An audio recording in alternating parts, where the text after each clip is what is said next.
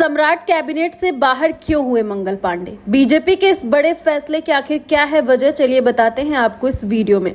बिहार की राजनीति में आज जब नए मंत्रियों के शपथ ग्रहण की खबरें सुर्खियां बटोर रही थी, तब एक नाम की अनुपस्थिति ने सबसे ज्यादा चौंका दिया है।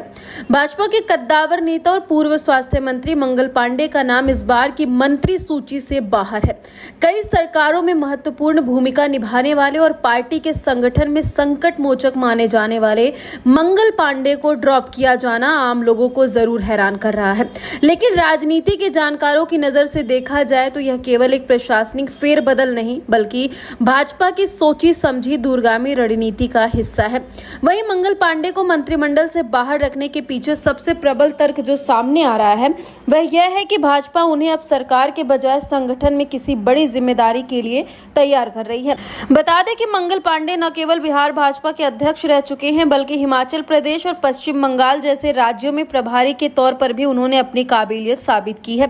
अब जब 2025 के बिहार विधानसभा चुनाव के बाद भाजपा 2029 के लोकसभा चुनाव और संगठन को राष्ट्रीय स्तर पर विस्तार देने की योजना बना रही है, वहीं चर्चा यह भी है कि संभव है कि उन्हें राष्ट्रीय महासचिव या किसी बड़े राज्य का चुनावी प्रभारी बनाकर भेजा जाए।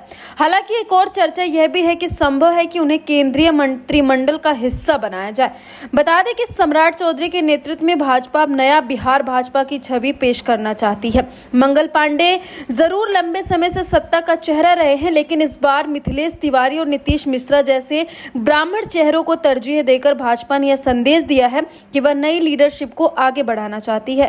दरअसल पार्टी के भीतर एक बड़े वर्ग का मानना है कि पुराने चेहरों के स्थान पर नए और ऊर्जावान चेहरों को लाने से कार्यकर्ताओं में नया उत्साह पैदा होता है। वहीं बिहार की राजनीति में ब्राह्मण समाज भाजपा का कोर वोटर रहा है। मंगल पांडे इसी समाज से आते हैं। हालांकि इस बार मंत्रिमंडल में सवर्णों के बीच संतुलन बनाने के लिए भाजपा ने अन्य चेहरों पर दांव खेला है।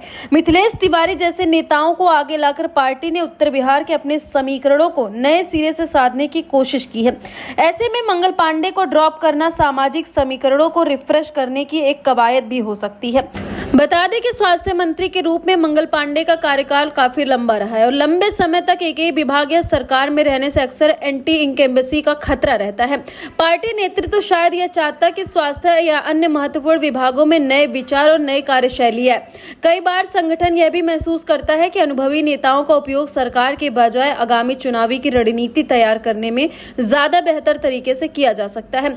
हालांकि मंगल पांडे का मंत्रिमंडल से बाहर होना उनके राजनीतिक करियर का अंत नहीं है बल्कि एक नए अध्याय की शुरुआत मानी जा सकती है।